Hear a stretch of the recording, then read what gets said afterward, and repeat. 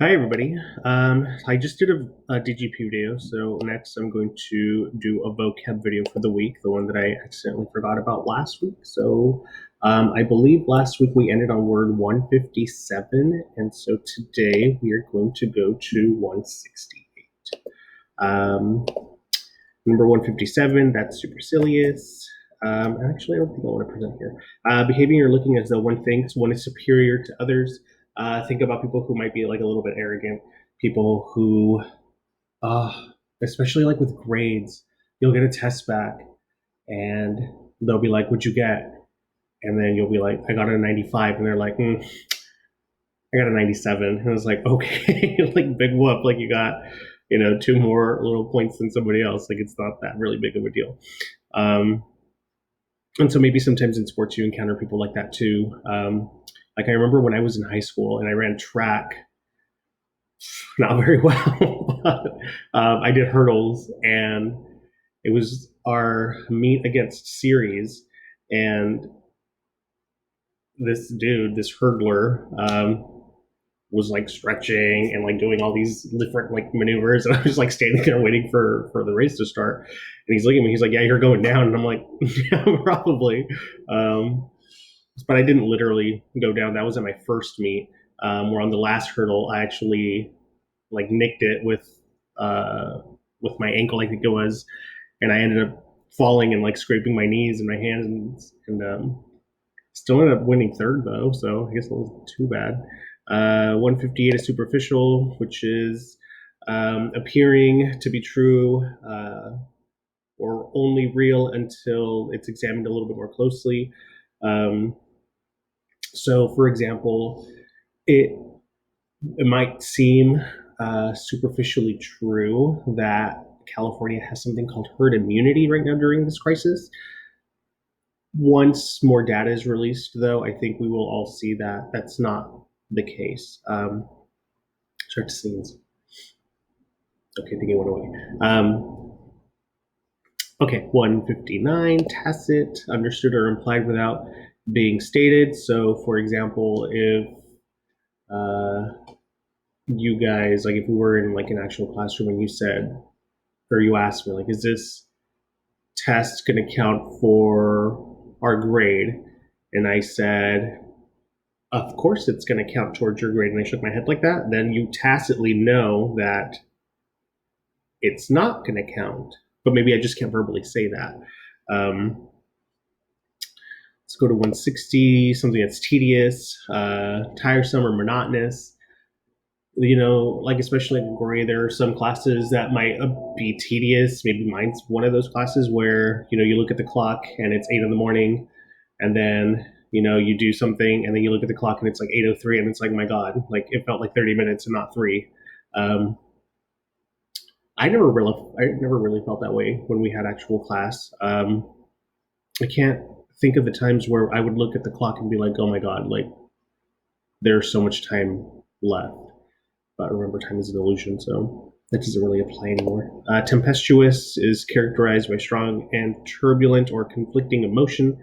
Um, so in that sentence, we hated her tempestuous attitude because 1 minute she's happy and the next she's furious. So it's kind of like, I don't want to use the word bipolar because that's like a medical condition.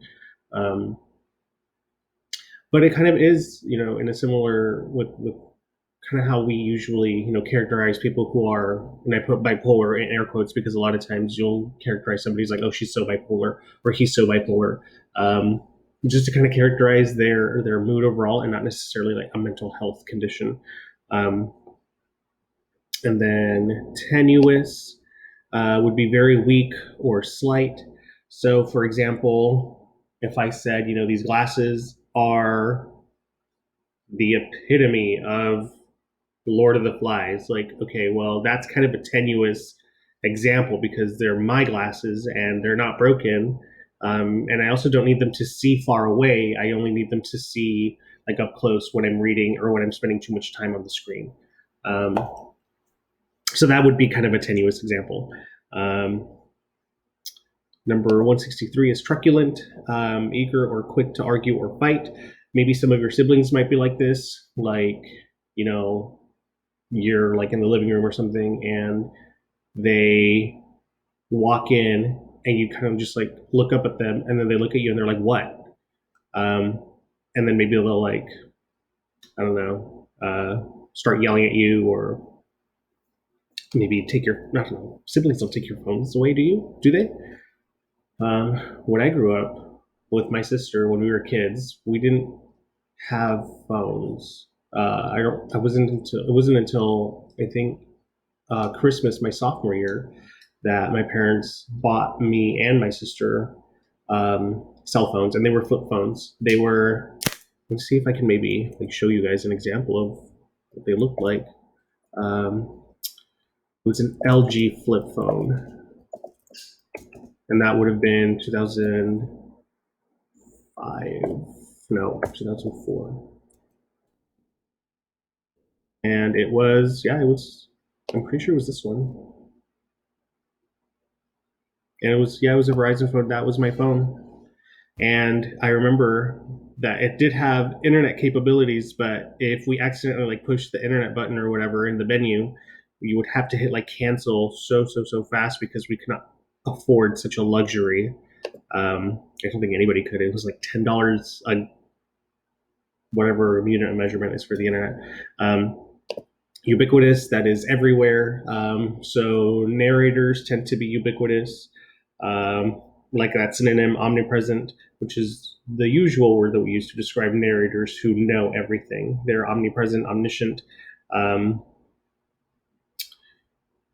165 would be ululate, which is a howl or a wail. Remember Anya Gutowski? I don't remember what class period it was. It may have been fourth period. She came and she ululated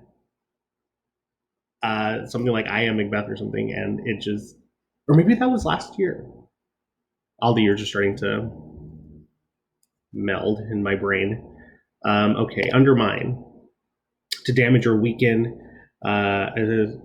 gradually or insidiously, meaning with uh, a bad, not attempt, but forgot what the word was. Intent, with bad intentions. So in there, we tried to undermine our teacher's reputation by making false accusations. And I think I alluded to something like this last time. I don't remember what the vocab word was, but a lot of times, people or maybe students will try to undermine their teachers by saying, oh, I hate the way that she teaches, or she doesn't really control her classroom. People walk all over her, so therefore she's not a good teacher. That would be kind of like, damaging maybe the teacher's reputation or something. Especially if it happens over time, that's where the word gradually means. Or if you just don't like the teacher, then somebody would just start to say that they're bad because they can't control their classes. Unfathomable, incapable of being fully explored or understood. I think the word understood is more accurate than explored. Like right now, 3 months ago, it was unfathomable that we would not be coming back to school until August or maybe even later. And something else that was kind of unfathomable to me was when somebody told me, I think you guys, one of my students told me that AP exams are going to be online. And I was like, that's not going to happen. I flat out said, that's not going to happen. Like, College Board is not going to have their AP tests online. Like, that's unheard of. But here we are. AP tests will start in about a month. Well, actually, no, they'll be finished in about a month. So you guys have, I think, 3 or 4 weeks left to study for your AP tests. Okay, last one, vacillate, to alter or waver between different opinions or actions, or to be indecisive. So like, let's say that I was going to go get takeout today, and I couldn't decide whether I wanted like Mexican food or if I wanted Japanese food. Like, do I want a burrito or do I want sushi? And then let's say I'm like, okay, I'm going to call this Mexican restaurant. And I'm like, no, I'm going to hang up. I think I'm going to call the Japanese restaurant instead. Tokyo Express, by the way, is a really good Japanese restaurant. It's downtown, and their sushi is really, really good. Their ramen noodles are really good too. They have a something called beef shoguyaki, which is kind of like teriyaki, but instead of teriyaki sauce, it's kind of like a ginger sauce. Definitely would recommend that. Okay, vocab's done for the week. I will see you guys tomorrow at our conference.